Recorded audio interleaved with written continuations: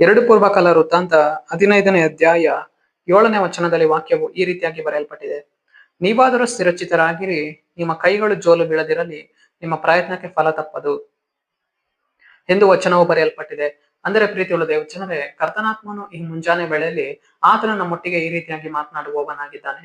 ಮಗನೇ ಮಗಳೇ, ನೀನೇನಾಗಿರು, ಸ್ಥಿರಚಿತ್ತವಾಗಿರು, ಬಲಗೊಳ್ಳು, ನಿನ್ನ ಕೈಗಳು ಜೋಲು ಬೀಳದಿರಲಿ, ನಿನ್ನ ಪ್ರಯತ್ನಕ್ಕೆ ಫಲ ತಪ್ಪದು ಎಂದು ಆತನು ನಮ್ಮೊಟ್ಟಿಗೆ ಮಾತನಾಡುವವನಾಗಿದ್ದಾನೆ.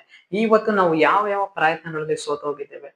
ಇವತ್ತು ನಾವು ಅನೇಕ ಒಂದು ಪ್ರಯತ್ನಗಳನ್ನ ಮಾಡ್ಲಿಕ್ಕೆ ಹೋಗಿರ್ತೇವೆ. ಆ ಎಲ್ಲಾ ಪ್ರಯತ್ನಗಳಲ್ಲಿ ನಾವು ಇವತ್ತು ಒಂದು ಬಲಹೀನತೆಯನ್ನು ನೋಡುವವರಾಗಿದ್ದೇವೆ, ಒಂದು ಸೋಲನ್ನು ನೋಡುವವರಾಗಿದ್ದೇವೆ.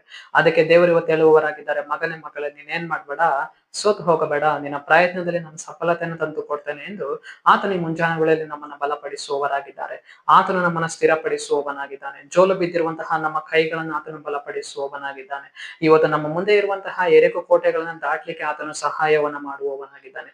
ನಮ್ಮ ಮುಂದೆ ಇರುವಂತಹ ಯೋರ್ದಾನ್ ನದಿಗಳನ್ನ ದಾಟಿ ಹೋಗ್ಲಿಕ್ಕೆ ಕರ್ತನು ಇವತ್ತು ನಮಗೆ ಸಹಾಯ ಹಸ್ತವನ್ನ ನೀಡುವವನಾಗಿದ್ದಾನೆ. ಇಸ್ರಾಯೇಲರೊಂದಿಗೆ ಇದ್ದಂತಹ ದೇವರು, ಅಬ್ರಹಾಮನೊಂದಿಗಿದ್ದಂತಹ ದೇವರು, ಇಸಾಕನೊಂದಿಗಿದ್ದಂತಹ ದೇವರು, ಯಾಕೋಬನೊಂದಿಗಿದ್ದಂತಹ ದೇವರು ಇವತ್ತು ನಮ್ಮೊಂದಿಗೆ ಇರುವವನಾಗಿದ್ದಾನೆ. ನಾವು ಕೈ ಮಾಡುವಂತಹ ಪ್ರಯತ್ನಗಳನ್ನು ದೇವರು ಆಶೀರ್ವಾದಿಸುವವರಾಗಿದ್ದಾರೆ.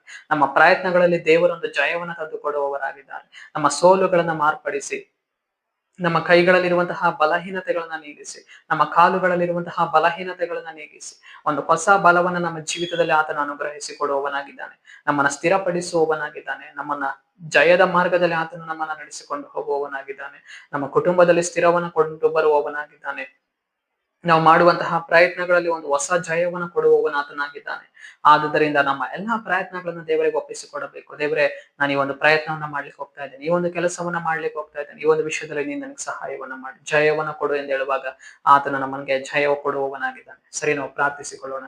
ಅಪ್ಪ ಕರ್ತನೆ, ನಿಮ್ಗೆ ಸ್ತೋತ್ರ ಸ್ವಾಮಿ. ಈ ಮುಂಜಾನೆ ವೇಳೆಯಲ್ಲಿ ದೇವರೇ, ಈ ವಾಕ್ಯ ಭಾಗ ಸಂದೇಶವನ್ನು ನೋಡುವ ಜನಗಳನ್ನು ಸಂಧಿಸು ಕರ್ತನೆ. ನಿನ್ನ ಜನರ ಜೀವಿತದಲ್ಲಿ ನೀನು ಕಾರ್ಯವನ್ನ ಮಾಡಿ ಅಪ್ಪ, ನಿನ್ನ ಜನರು ಮಾಡುವ ಪ್ರಯತ್ನಗಳಲ್ಲಿ ನಿನ್ನ ಜನರನ್ನ ಬಲಪಡಿಸಿ ನಡೆಸಿಕೊಂಡು ಹೋಗುವುದಕ್ಕಾಗಿ ಸ್ತೋತ್ರ. ನಜರೇತಿನ ಯೇಸುವಿನ ನಾಮದಲ್ಲಿ ಕರ್ತನೆ, ಆಮೆನ್, ಆಮೆನ್.